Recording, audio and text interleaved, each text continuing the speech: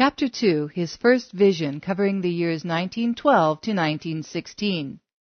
Charles Branham had enclosed enough money with his letter so that Ella could hire a wagon for the move. She had few possessions to load, other than her 3 squirming boys. New Albany lay over 100 miles north of Burkesville, and being almost due to deliver, Ella dreaded the journey. But to 3-year-old Billy, who had never seen beyond his mountain cabin, the trip seemed like an exciting adventure. He was especially impressed by the narrow, flat wooden bridge that crossed the Ohio River between Louisville, Kentucky, and New Albany, Indiana. Another 10 miles north brought them to their new home, the small town of Utica, Indiana. On May 27, 1912, Ella bore her 4th son, naming him Melvin. That summer Charles worked for a local farmer. It was man-killing labor. Sometimes he had to trudge behind a horse and plow for 12 hours a day, sweating under the scorching sun. More than once he came home with his shirt sunburned into his back, and Ella had to cut the shirt off with scissors. When the corn came up, Charles spent his days with a goosenecked hoe, chopping creepers from between the rows. At first his hands blistered and bled. Later they formed calluses as hard as leather. He suffered all this for a mere 75 cents a day. That fall Charles went back to logging. It came to him more naturally than farming. He had grown up in the woods and had started logging at an early age. Although he weighed only 150 pounds, Charles bulged with muscles and was so skillful a logger that he could load a 900-pound log on a wagon all by himself. But as winter drew near, Charles grew uneasy. The 6 of them were living in a 1-room shack, no bigger and not as well built as the log cabin they left behind in Kentucky. Logging would force him to be away from his family for weeks at a time.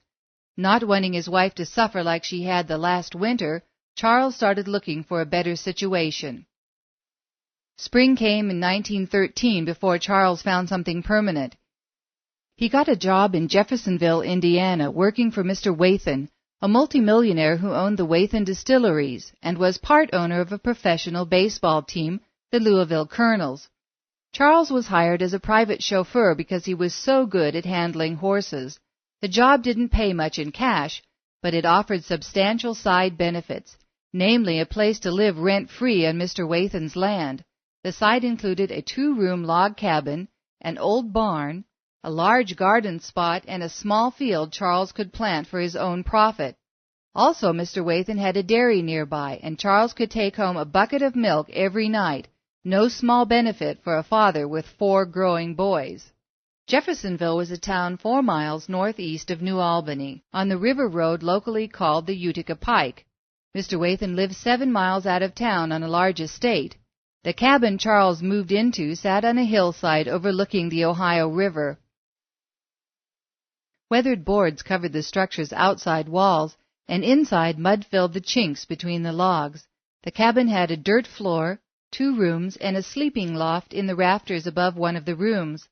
The ladder to the loft was made from 2 saplings. In the middle of the floor of one room, a sawed-off stump had been rolled and flat rocks placed on top of the stump. Above this sat a wood stove made from an empty oil drum. For cooking, Ella used a little monkey stove. They even had a coal oil lamp for light. All things considered, it was a big improvement over the 1-room shanty that had sheltered them in Utica. On the hillside in front of the cabin, an apple tree spread its branches over a small spring. The cool spring water served as a refrigerator through much of the summer, keeping metal cans of milk, buttermilk, and butter from spoiling too soon. Charles couldn't keep cream there. He had too many little Branhams greedy to snitch. The spring supplied the house with water until mid-August, when it would finally grow dry. Then they would have to pump their water from the well located down by the barn and carry it up the hill to the house. Billy loved the bubbling spring. A gourd dipper hung on a nail pounded into the trunk of the apple tree, but Billy seldom used it. He liked to lie on his belly in the warm grass, put his lips to the water, and suck his stomach full. Then he would fill a jug and take it to his father in the field. Charles always came home from the field famished for supper. Because he didn't have indoor plumbing, he would wash himself behind the cabin, where a bench was built against an apple tree. The bench was just a barn board tacked to the trunk, with a board at the other side for a leg and a slanting board underneath to keep the bench sturdy. All 4 boys would stand in line behind Papa to wash.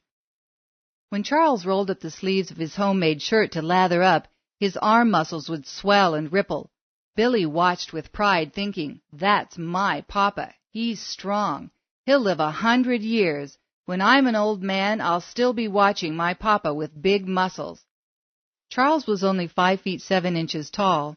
Billy had inherited his father's dark, wavy hair and Irish good looks, but not his powerful build. Instead, Billy was lean and wiry like his mother. Billy's turn to wash came next. He took great care to keep the homemade lye soap out of his eyes. Once had been less than enough. He dried with a towel his mother had made from an empty sack of cornmeal. The towel was coarse and uncomfortable, so Billy dabbed lightly.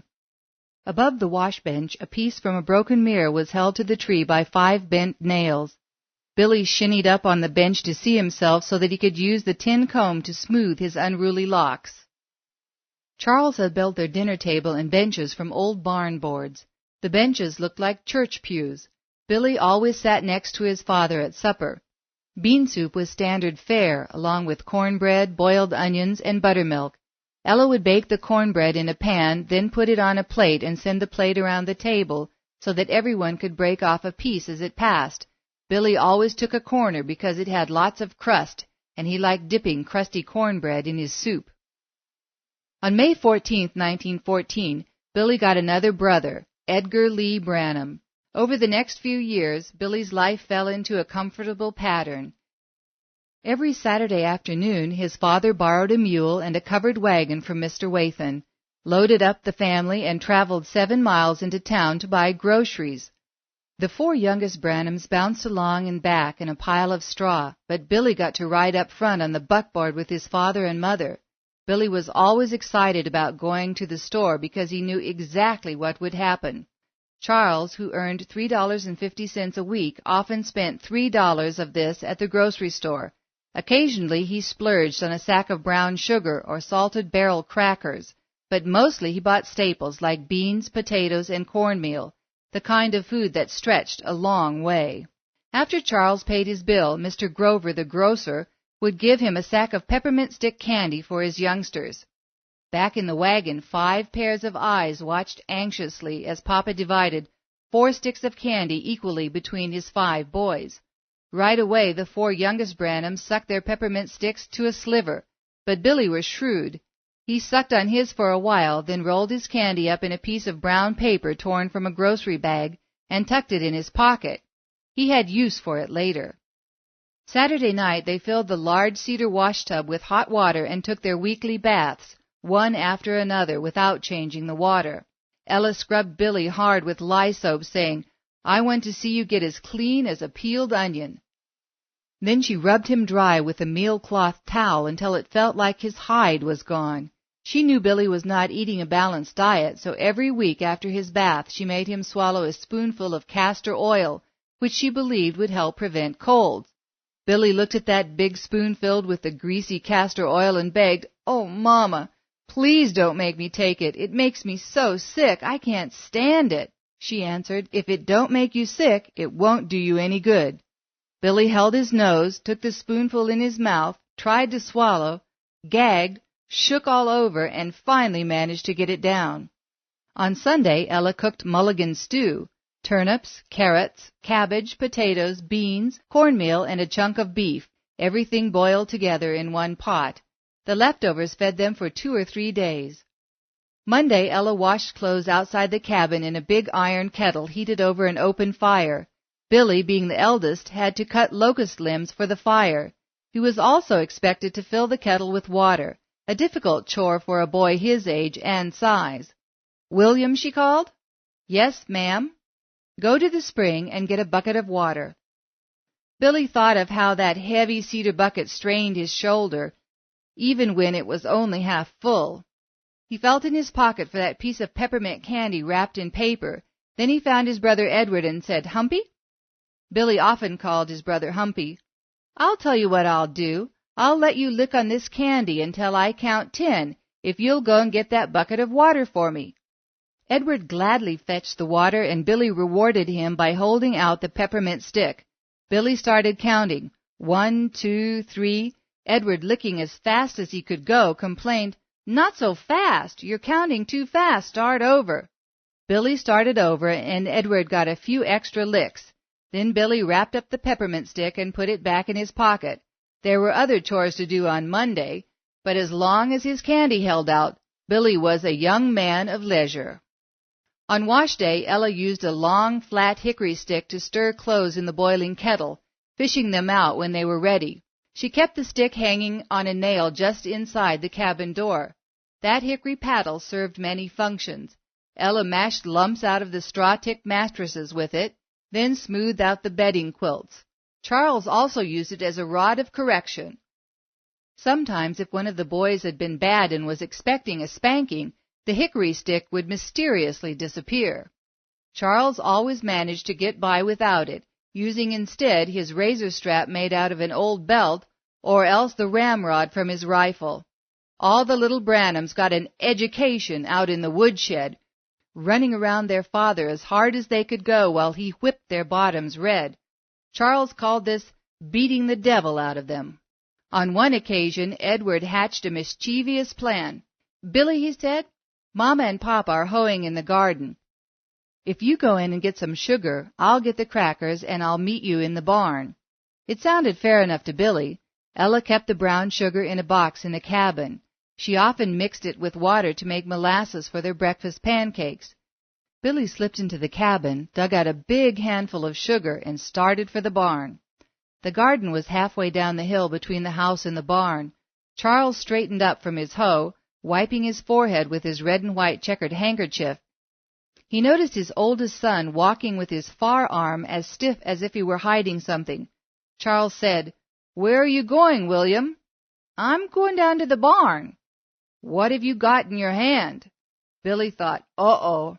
He tried to be evasive. "Which hand?" Charles said, "Come here." Billy didn't want any more sugar for a long time after that.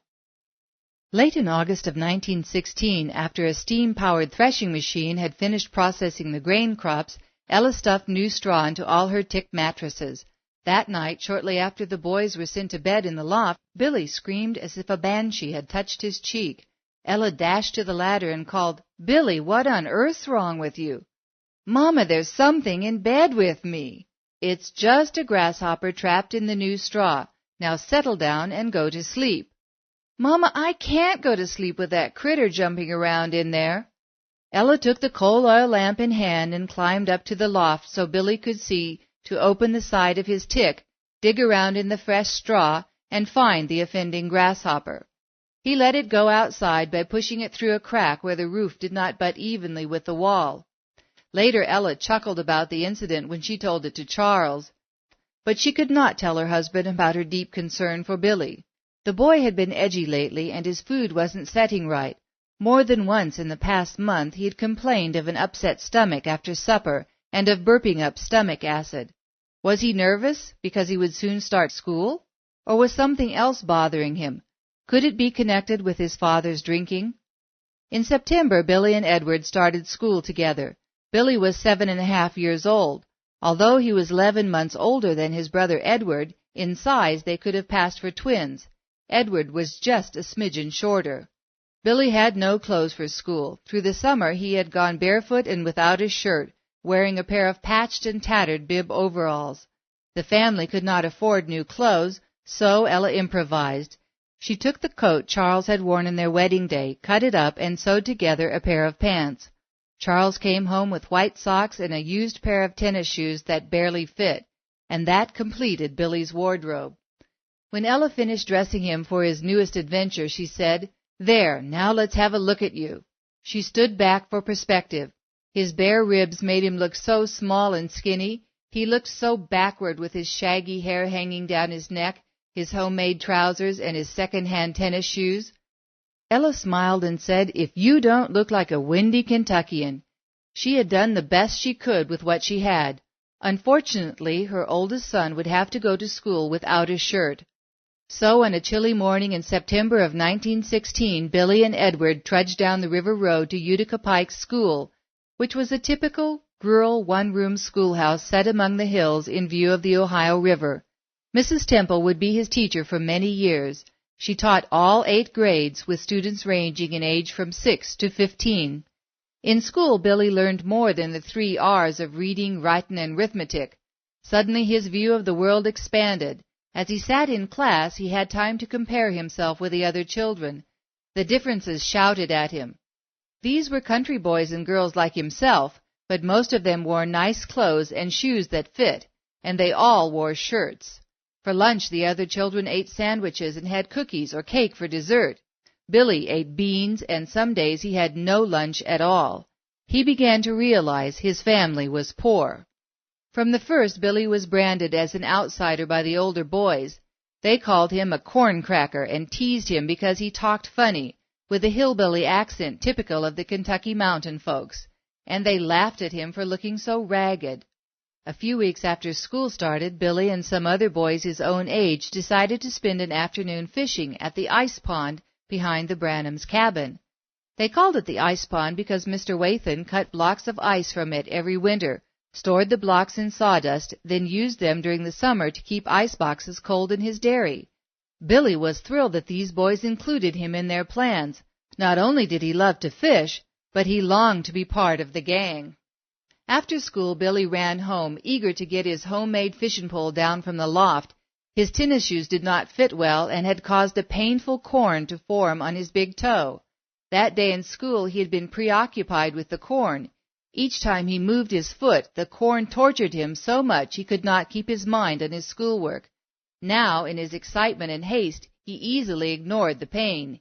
He dashed into the cabin and had just placed a foot on the sapling ladder when a powerful hand gripped his shoulder. His father turned him around. "Billy, I've got an important job for you to do this afternoon. I want you to pack water up to the stills for me." Billy's heart and limbs petrified. "But, Papa, I was going to go fishing with my buddies this afternoon." "You can go fishing tomorrow. I'm fixin' to run off a batch of corn whiskey tonight, and I'm behind. I've got to have enough water in the shed to keep those coils cool. You're old enough to work, and I've got to have your help. The buckets are down by the barn, sitting next to the pump. Now get on up and change your clothes. I'll be out back in the shed getting the stills ready." Slowly Billy started up the ladder, turning his head so his father would not see his tears. "And remember," Charles added, "keep mum. Not a word about this to anyone." "Yes, Papa." Although national prohibition would not be voted in until 1919, certain states had anti-liquor laws in place as early as 1906. In 1916, Indiana was already a dry state. Charles could not do without his whiskey. Since he did not have enough money to buy it on the black market, he and a neighbor, Mr. Dornbush, fabricated a moonshine still in the shed behind the house to cook up their own homemade brew. After selling their leftovers to thirsty neighbors and pocketing a little extra money, they had decided to build a second still. Tonight they were going to fire up both stills, and everything had to be ready. Billy sat in his straw-tick mattress for a long time, feeling the corn on his foot throb with each beat of his heart. Eventually he roused the strength to change. With great relief he yanked off his shoes. Slipping out of his school pants, he wiggled into his old bib overalls. The cloth shoulder straps were missing, and now the overalls were held up by twine with nails for buttons. The nails slipped easily through the buttonholes in the bib, and when turned sideways did not come out. Next he stumped his toe, which meant he took a corn cob and tied it under his painful toe to keep it out of the dirt. Slowly he climbed down the ladder and plodded down the hill to the well by the barn. 2 molasses buckets were sitting next to the pump shaft. Billy pumped them full. Each bucket held half a gallon of water, and it was all his 7-year-old muscles could do to lift them by their makeshift twine handles. That afternoon was warm and perfectly calm. Not a breath of air stirred the dry yellow grass. As Billy started up the path, he heard laughter coming from the ice pond not far away. His buddies were already there, fishing, joking, having a good time. Billy's disappointment broke loose in a flood of tears. Halfway up the hill next to the garden, Billy sat down to rest under the shade of a large silver poplar tree. Muddy streaks marked his cheeks where the tears had dribbled. He moaned, "Isn't it horrible? All those boys out there fishing, and I have to stay home and pack water." He heard a sound like leaves rustling in the wind. Whoosh! But Billy couldn't feel a breeze. He thought, "What's that?" And he looked around. The leaves, which had just started to turn brown, stood perfectly still. Nowhere could he see even a hint of wind. He continued his sulking. "Their papas don't do this. Why should I have to pack water to these moonshine stills?" He could hear the leaves blowing again. Standing up, he looked up into the branches above him, but he couldn't see anything moving. He squalled out a few more complaints, then picked up his buckets and started up the lane, his stumped toe leaving a peculiar track behind him on the dirt path. He had walked only a short way when he heard that noise again. Whoosh! Louder than before. Billy turned, and this time he saw it. A whirlwind stirred in the branches halfway up the tree. That in itself was not peculiar. Whirlwinds were common in the fall. He had often seen them spinning through fields, picking up dried leaves and carrying them along, but those whirlwinds were always traveling somewhere, always moving across the ground. This whirlwind seemed to be caught in one place.